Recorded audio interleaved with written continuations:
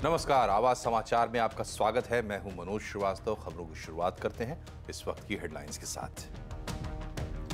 Nifty expiry पर दायरे में कारोबार, mid cap small cap index बढ़त पर बंद। एफएमसीजी फार्मा शेयरों में खरीदारी, आईटी पीएसयू बैंक इंडेक्स बढ़त पर बंद। नई ऊंचाई पर पहुंचा सोने का भाव, एमसीएक्स पर भाव 65,492 रुपए तक पहुंचा। डॉलर इंडेक्स में गिरावट से कीमतों में तेजी। थोड़ी देर में कैबिनेट के बड़े ऐलान संभव। केंद्रीय कर्मचारियों को बड़ा तोहफा, डीए और उज्ज्वला सब्सिडी योजना को 1 साल बढ़ाने का फैसला ले सकती है सरकार। भीम यूपीआई पर भी बड़ा ऐलान संभव। एआई मिशन के लिए 10,000 करोड़ के प्रस्ताव को मिल सकती है मंजूरी।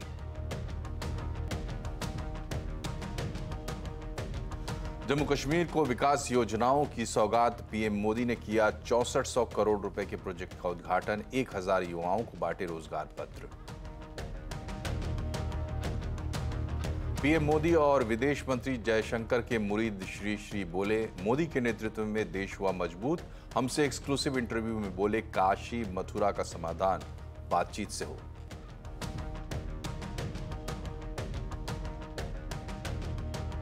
संघर्ष से कोई सही चीजें हम निकलती नहीं।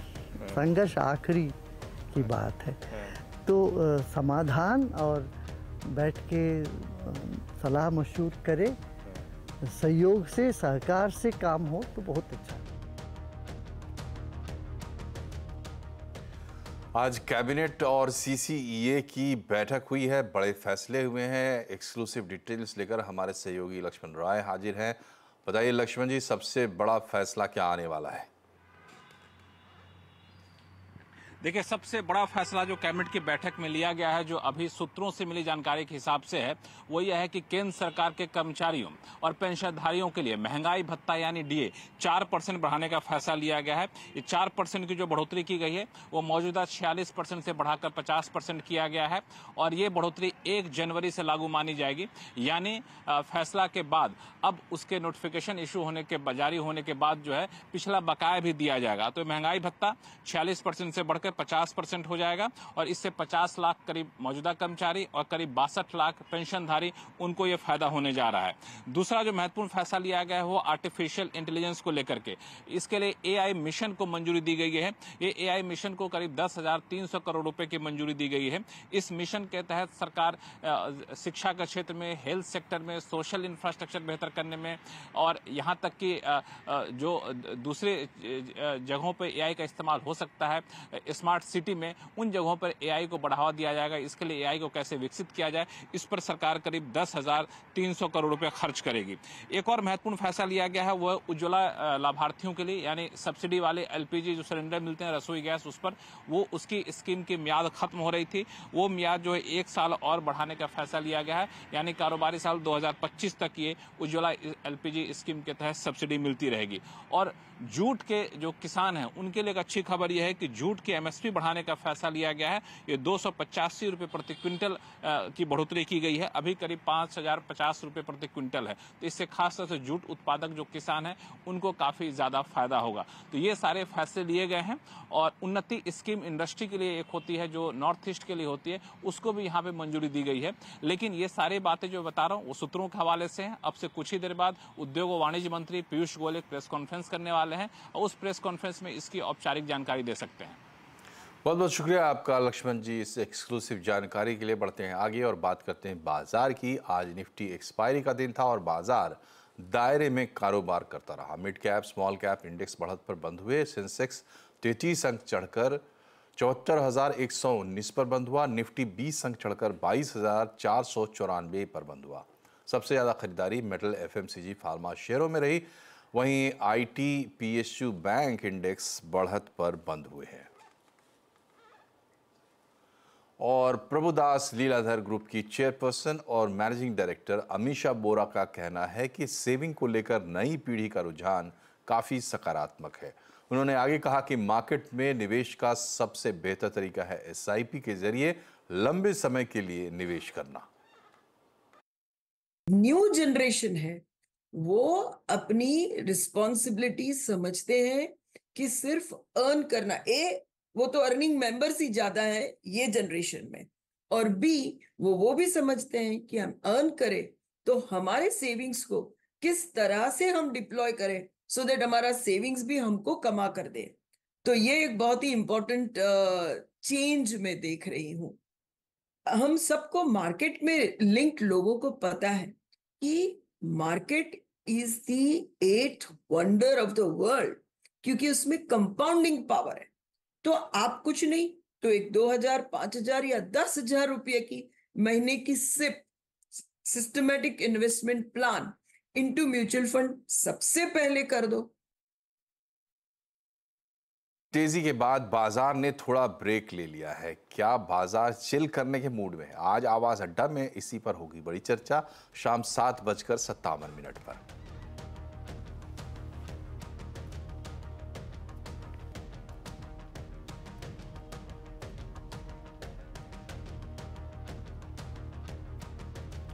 इधर सोना हर रोज नए रिकॉर्ड बना रहा है। बीते कई दिनों से सोने की कीमतों में रैली जारी है। अब सवाल उठता है कि सोने की कीमतों में आई इस तेजी के पीछे वजह क्या है? डिटेल बता रही है मनीषा गुप्ता।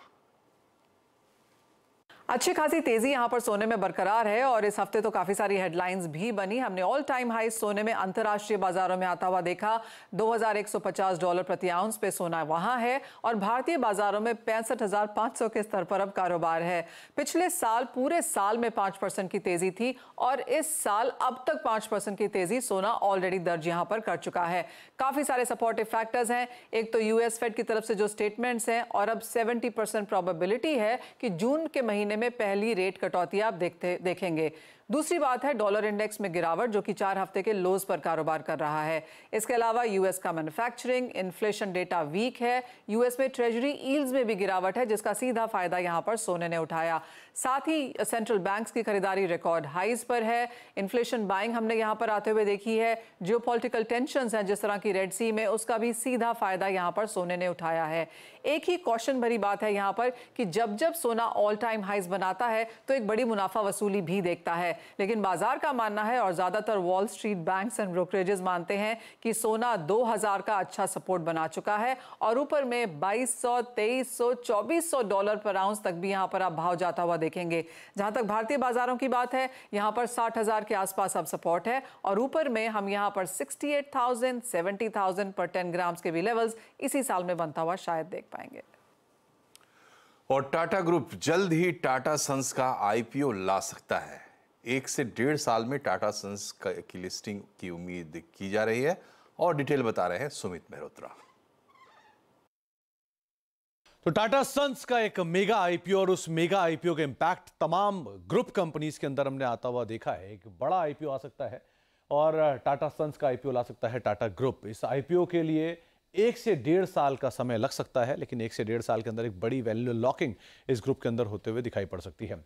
एक मोटा मोटा एस्टिमेट कहता है करीब करीब 8 से लेकर 11 लाख करोड़ के आसपास ग्रुप की इस आईपीओ की जो ओवरऑल वैल्यू रहेगी, इस कंपनी की जो ओवरऑल वैल्यू रह सकती है और आईपीओ का साइज करीब करीब 55,000 करोड़ रुपए के आसपास आने का अनुमान लगाकर चला जा रहा है। इस ग्रुप में जो टाटा सन्स के निवेश की वैल्यू है वो करीब करीब 16 लाख करोड़ रुपए का एक मेगा इन्वेस्टमेंट कंपनी कर रखे हैं। कुछ कंपनियां जिनकी क्रॉस होल्डिंग्स हैं उसमें Tata Motors, Tata chemical, Tata power और इंडियन होटल, ये 4 ऐसी कंपनियां हैं जिनकी क्रॉस होल्डिंग है टाटा सन्स के अंदर। एक एक करके आप पहले आईपीओ का जो पूरी कंपनियों के शेयर होल्डिंग पैटर्न है वो आपके सामने आएगा, जहां पर टाटा सन्स की शेयर होल्डिंग में देवराबजी टाटा ट्रस्ट की करीब 28%, रतन टाटा ट्रस्ट की 24%, अन्य ट्रस्ट की 14%, स्टर्लिंग इन्वेस्टमेंट की 9%, साइरस इन्वेस्टमेंट की करीब करीब 9% है। अब कुछ वो कंपनियां जो कि लिस्टेड है और टाटा सन्स के अंदर हिस्सेदारी रखती हैं। टाटा मोटर्स करीब 3% के आसपास की हिस्सेदारी रखता है, टाटा केमिकल 3% की हिस्सेदारी रखता है, टाटा पावर 2%, इंडियन होटल 1% और अदर कंपनीज में करीब करीब 7% अदर में आते हैं जो कि हिस्सेदारी रखते हैं टाटा सन्स के अंदर। किस तरह का मेगा इंपैक्ट होगा और सबसे ज्यादा बेनिफिशियरी कौन होगा? पहला आता है टाटा केमिकल जो कि सबसे बड़ा बेनिफिशियरी है। क्यों? 30,000 करोड़ रुपए के आसपास की मार्केट कैप है टाटा केमिकल की और जो टाटा सन्स में हिस्सेदारी है इस कंपनी की उसकी वैल्यू करीब करीब 20,000 करोड़ रुपए के आसपास है, यानी कि इस मार्केट कैप का 66% हिस्सा बतौर इन्वेस्टमेंट टाटा केमिकल के पास है। टाटा पावर करीब 1.25 लाख करोड़ की मार्केट कैप है इस कंपनी की। टाटा सन्स में जो हिस्सा है उसकी वैल्यू करीब 12,500 करोड़ या 13,000 करोड़ रुपए के आसपास हिस्से की मार्केट कैप, यानी कि कुल हिस्सा इनकी मार्केट कैप का करीब 10% के आसपास का हिस्सा ओन करता है। टाटा मोटर्स करीब 3.25 लाख करोड़ की मार्केट कैप है। टाटा सन्स में हिस्से की वैल्यू 19,800 करोड़, क्योंकि 3% स्टेक है इनका, जो कि कंपनी की मार्केट कैप का महज 6% के आसपास है। और चौथा नाम है इंडियन होटल, जो कि करीब 82,000 करोड़ रुपए के आसपास की मार्केट कैप रखता है। टाटा सन्स में इनका 1% स्टेक है, 8,700 करोड़ रुपए उसकी वैल्यू है, और हिस्सा इनकी ओवरऑल मार्केट कैप का 11% है। यानी कि सबसे बड़ा बेनिफिशियरी टाटा केमिकल है, जिसका 66% इन्वेस्टमेंट वैल्यू है टोटल मार्केट कैप का। तो एक अच्छी डीप वैल्यू वहां पर दिखाई पड़ रही है, जिसकी वजह से एक बढ़िया जोरदार तेजी स्टॉक में हम ऑलरेडी देख रहे हैं। और टाटा सन्स के इस मेगा आईपीओ की जब बात चली तो टाटा ग्रुप के शेयरों पर हेमांग जानी ने सीएनबीसी आवाज के साथ खास बातचीत की। हेमांग जानी के मुताबिक टाटा सन्स के आईपीओ से वैल्यू अनलॉकिंग होगी, साथ ही टाटा केमिकल्स की री रेटिंग भी हो सकती है।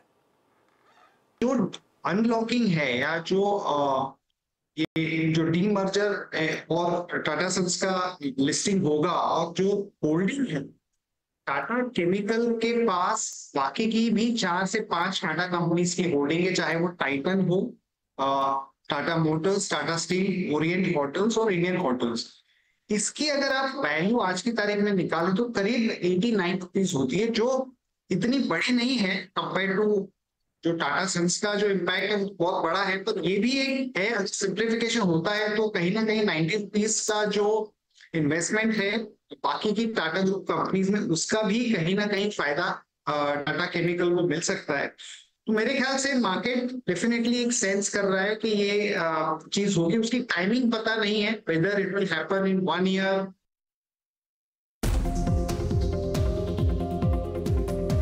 ये देखिए टाटा केमिकल्स, ये बहुत इंटरेस्टिंग चार्ट है और इसमें वो पूरा कन्वर्जेंस और कन्फ्लुएंस जो है ना वो सब यूज हो रहा है। ये देखिए 4 लाइनें एक साथ यहाँ पर इकट्ठी एक ही जगह पर आ रही हैं। कोविड के टाइम से जो ट्रेंड लाइन चली आ रही है वहाँ पर इसने सपोर्ट लिया और 20, 50 और 100 वीक मूविंग एवरेज क्रॉस करने की तैयारी हो रही है।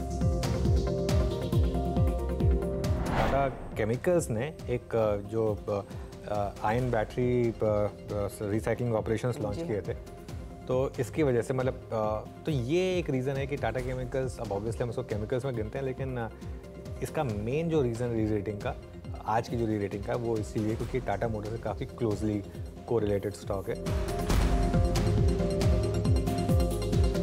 टाटा केमिकल्स वापस लेकर आई है, डेज हाई पर जाकर बंद हो रहा है ये स्टॉक 13% के गेंस के साथ। अब ये तो कल से ज़्यादा आज चल गया, कल भी चला था लेकिन आज तो बहुत ज़्यादा मतलब ज़बरदस्त तेज़ी में टाटा केमिकल्स चला।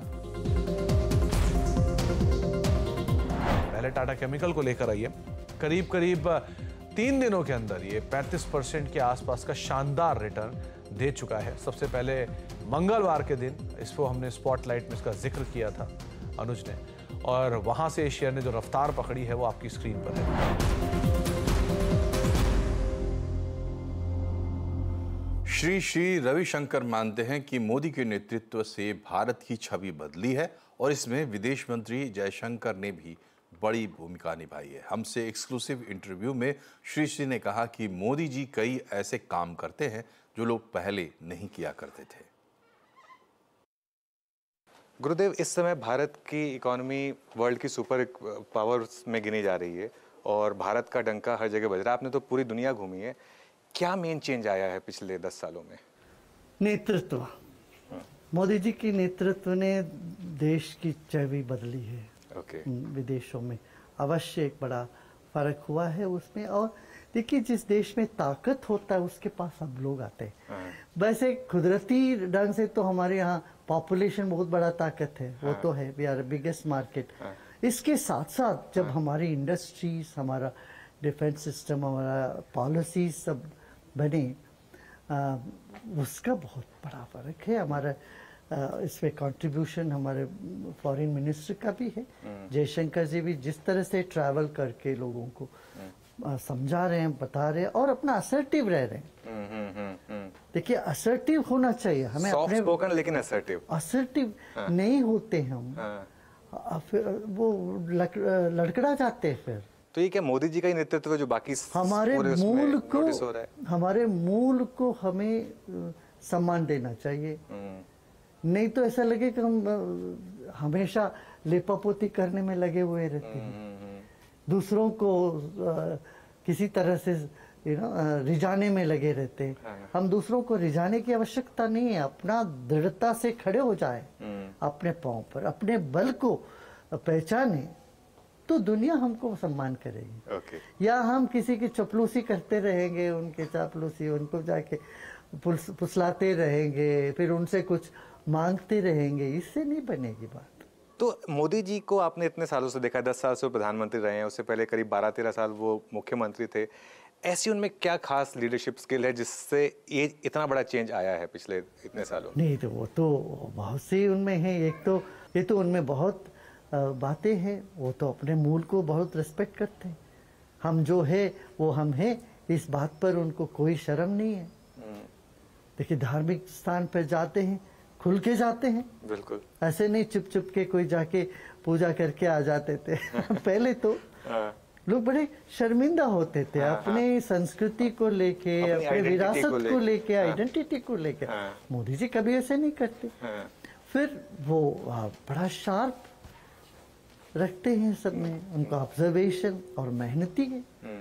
आई मीन इतना मेहनती प्राइम मिनिस्टर तो शायद, क्योंकि अभी उनकी अप्रूवल रेटिंग्स आई थी, वो भी इस समय ऑल टाइम हाई पर हैं, और अभी इलेक्शन दुनिया में ऑल टाइम हाई है। क्योंकि वो इतना मेहनत किए हैं, वो हर चीज पर मेहनत करते हैं। वो ये उनमें बहुत जो है ना खूबी है। अब विदेश में भी सब लोगों से मिलना जुलना सब करना। सरदार पटेल की ये कांस्य प्रतिमा प्रमाण थी कि भारत दुनिया के सबसे ऊंचे स्टैच्यू को बनाने का दम रखता है। ये सिर्फ एक मूर्ति नहीं होगी, यहाँ एक जीवंत संदेश होगा। Unity in diversity. भारत की अखंडता एक सच्चाई है, वो सच्चाई जो पीढ़ी दर पीढ़ी हमने संभाल के रखी है। स्टैच्यू ऑफ यूनिटी, एकता का प्रतीक, कल रात 8 बजे। उत्तर प्रदेश में 13,000 से ज्यादा अवैध मदरसे मिले हैं। प्रदेश के अवैध मदरसों की जांच कर रही एसआईटी ने अपनी रिपोर्ट सरकार को सौंप दी है। इस रिपोर्ट में करीब 13,000 अवैध मदरसों को बंद करने की सिफारिश की गई है। मदरसे अपनी आय और व्यय का ब्यौरा नहीं बता पाए हैं। इसके चलते आशंका जताई जा रही है कि सोची समझी साजिश के तहत टेरर फंडिंग के लिए जुटाई गई रकम को हवाला के जरिए मदरसों के निर्माण के लिए भेजा गया है।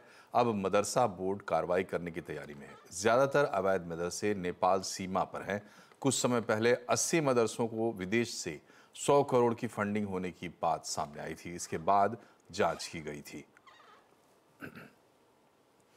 पूरी दुनिया में एक बार फिर भारतीय नौसेना की चर्चा है। इंडियन नेवी ने अदम की खाड़ी में एक कमर्शियल जहाज का रेस्क्यू किया है। भारतीय नौसेना के जवानों ने हेलीकॉप्टर के जरिए 21 लोगों का रेस्क्यू कर उनकी जान बचाई है।